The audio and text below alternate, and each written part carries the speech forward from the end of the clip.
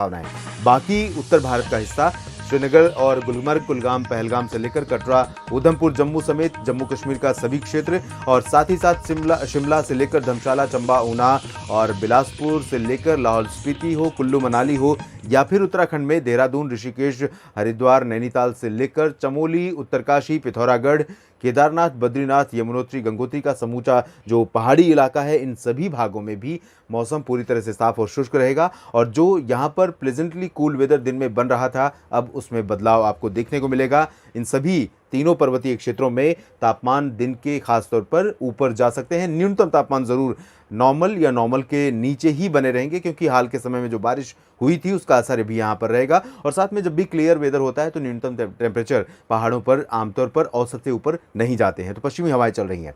मैदानी इलाकों में पंजाब, हरियाणा, दिल्ली और उत्तर प्रदेश का पूरा क्षेत्र, साथ ही साथ राजस्थान, ये सभी का सभी इलाका पश्चिमी और उत्तर पश्चिमी हवाओं की गिरफ्त में रहेगा। ये हवाएं ड्राई होंगी और काफ़ी वार्म होंगी क्योंकि अब ये प्लेन्स की तरफ से ज़्यादा आ रही हैं। सेंट्रल पाकिस्तान और एडजॉइनिंग प्लेसेस से पहाड़ों पर से आने वाली ठंडी हवाओं का समय धीरे धीरे अब ख़त्म हो रहा है और इसी वजह से इन हवाओं में ठंडक भी कम हो रही है। लेकिन आप जानते हैं कि सुबह के समय उत्तर भारत में चाहे अमृतसर हो या फिर लुधियाना, पटियाला, बरनाला, मोगा या फिर अम्बाला और यमुनानगर, कैथल, जींद, रोहतक, रेवाड़ी, चरखी दादरी, महेंद्रगढ़, झज्जर, पलवल, सिरसा, हिसार, फतेहगढ़, फतेहाबाद, इन सभी क्षेत्रों में जो अभी हवाएं चल रही हैं सुबह के समय वो थोड़ी ठंडक लेकर आ रही हैं। दिल्ली एनसीआर में भी यही स्थितियां हैं और साथ ही साथ वेस्टी उत्तर प्रदेश में, सेंट्रल यूपी, ईस्ट यूपी में भी हालात इसी तरह से हैं और उत्तरी राजस्थान के क्षेत्रों पर भी हैं। लेकिन राजस्थान के ज़्यादातर हिस्सों पर हवाओं का रुख अब पश्चिमी दिशा की डायरेक्ट पश्चिमी हवाएं हो गई हैं, तो यहाँ पर सुबह की ठंडक भी कम हो गई है। चूरू, गंगानगर, हनुमानगढ़ समेत जैसलमेर, बाड़मेर, बीकानेर, जोधपुर, जालौर, सिरोही, अजमेर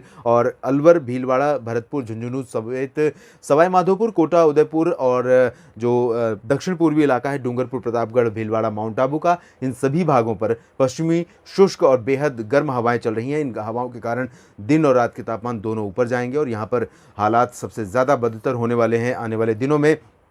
आशंका यह है कि मार्च का जो समय बीत रहा है वो बेहद ज़्यादा गर्मी के साथ यहाँ पर बीतेगा और इसमें कोई राहत नहीं मिलेगी। उत्तर प्रदेश में भी इसी तरह की स्थितियाँ रहेंगी। सेंट्रल और ईस्टर्न पार्ट्स में भी लखनऊ, कानपुर, अयोध्या और प्रयागराज से लेकर वाराणसी, गोरखपुर तक सभी जगहों पर तापमान में इसी तरह की बढ़ोतरी होने की संभावनाएं हैं क्योंकि ड्राई विंड्स लगातार यहाँ पर चलेंगी। सेंट्रल इंडिया में बात करें तो यहाँ पर भी हालात कमोबेश उत्तर भारत की तरह ही रहेंगे। हालांकि उत्तर भारत की तुलना में टेम्परेचर सेंट्रल इंडिया में ज़्यादा होंगे और अनुमान यही है कि गुजरात के पूर्वी क्षेत्रों, सौराष्ट्र और कच्छ, समूचा गुजरात का रीजन और मध्य प्रदेश का पश्चिमी तथा पूर्वी हिस्सा और साथ ही साथ महाराष्ट्र का पूरा विदर्भ से लेकर कोंकण, गोवा तक का रीजन, इन सभी भागों में प्रचंड गर्मी पड़ेगी क्योंकि उत्तर पश्चिमी दिशा की शुष्क और गर्म हवाएं यहाँ पर पहुंचेंगी। और अब जो दक्षिणी कोंकण, गोवा, दक्षिणी मध्य महाराष्ट्र पर बादल बन रहे थे, कुछ इलाकों में बारिश हो रही थी, अब स्थितियां बदल रही हैं और यहाँ पर जो बादलों का प्रभाव था वो साउथ इंडिया की तरफ ज़्यादा श्रिंक हो रहा है। तो यहाँ कोंकण, गोवा के दक्षिण हिस्सों में यानी अलीबाग के नीचे रत्नागिरी और साथ ही साथ दक्षिण कोंकण, गोवा, दक्षिणी मध्य महाराष्ट्र में सांगली, सतारा, कोल्हापुर, सोलापुर का जो हिस्सा था, इन भागों में भी अब ड्राई वेदर हो जाएगा। ड्राई वेदर होते ही यहाँ पर हवाओं का प्रभाव बढ़ रहा है और इसके चलते लगातार टेम्परेचर बढ़ेंगे तो हीट वेव कंडीशंस महाराष्ट्र के अधिकांश इलाकों को अपनी गिरफ्त में ले लेंगी। छत्तीसगढ़ और ओडिशा पर बंगाल की खाड़ी की दिशा से कुछ हवाएं पहुंचेंगी। ये हवाएं थोड़ी सी आर्द्रता लेकर आएंगी। कुछ इलाकों में बढ़ते तापमान के बीच में बादल डेवलप हो सकते हैं और डस्ट स्टॉर्म के साथ बूंदाबांदी की संभावनाएं बन सकती हैं, लेकिन ये प्योरली प्री मानसून एक्टिविटीज़ होंगी। यहाँ पर ट्रेडिशनल या कन्वेंशनल वेदर कंडीशन नहीं है। ये गर्मी के बीच में मॉइस्चर का आना और उसके साथ कंडेंसेशन होना बादलों का और बारिश या आंधी के साथ बूंदाबांदी हो जाना, ये प्री मानसून नेचर होता है और मार्च से लेकर मई के बीच में ये central India, east India, north India और साथ ही साथ साउथ इंडिया के भी रीजन्स में देखने को मिलता है।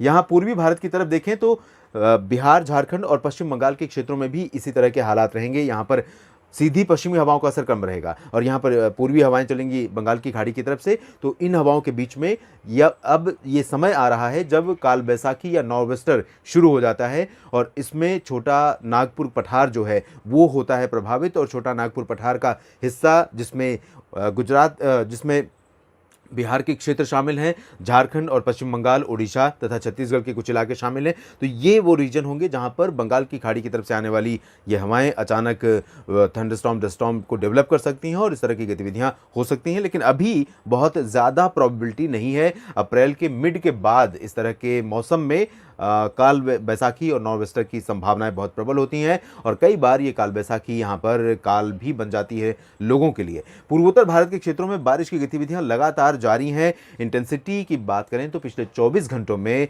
पूर्वोत्तर में मेघालय और असम, अरुणाचल प्रदेश के कई इलाकों में मूसलाधार वर्षा रिकॉर्ड की गई है। चेनापुजी में जबरदस्त बारिश हुई है, साथ ही साथ अरुणाचल के कई जगहों पर बहुत अच्छी बारिश रिकॉर्ड की गई है। अगले 24 घंटों के दौरान इंटेंसिटी थोड़ा सा कम हो रही है, लेकिन अभी बंगाल की खाड़ी की हवाओं का फ्लो लगातार जारी है और इसी वजह से यहाँ पर जो डेफिशिएंसी थी वो ओवरकम हो रही है। अनुमान यह है कि बारिश यहाँ पर इसी तरह से जारी रहेगी आने वाले दिनों में भी। 24 घंटों के बाद भी दक्षिण भारत के क्षेत्रों में, तेलंगाना और आंध्र प्रदेश के क्षेत्रों में लगभग सभी जगहों पर ड्राई वेदर रहेगा, जबकि कर्नाटक के तटीय इलाकों में, खासतौर पर दक्षिणी तटीय और दक्षिणी आंतरिक इलाके जो तटवर्ती रीजन से सटे हुए हैं और केरल, लक्षद्वीप, इन भागों में कई जगहों पर मध्यम से भारी वर्षा हो सकती है। लक्षद्वीप में इस समय 1 महीना बीतने को है प्री मानसून का और यहां पर बारिश ना के बराबर हुई है, जो कि एक अच्छा खासा बारिश वाला रीजन है प्री मानसून सीजन में। तो यहां पर अब शुरुआत हुई है, केरल में अच्छी वर्षा हो रही है, लक्षद्वीप में भी अच्छी बारिश होगी, तटीय कर्नाटक में भी।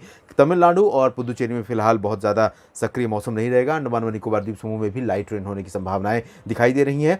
हालांकि तमिलनाडु में आइसोलेटेड प्लेसेस पर हम रूल आउट नहीं कर सकते हैं, प्री मानसून सीजन है, ये पूरा का पूरा जो हिस्सा है तमिलनाडु और रायलसीमा तथा तेलंगाना का, इन सभी भागों पर मॉइस्चर आ रहा है, जिसके कारण बढ़ती गर्मी के बीच कंडेंसेशन हो सकता है और थंडर क्लाउड्स डेवलप हो सकते हैं। इस बुलेटिन में भी इतना ही। आप लगातार जुड़े रहिएगा मौसम तक चैनल के साथ। धन्यवाद।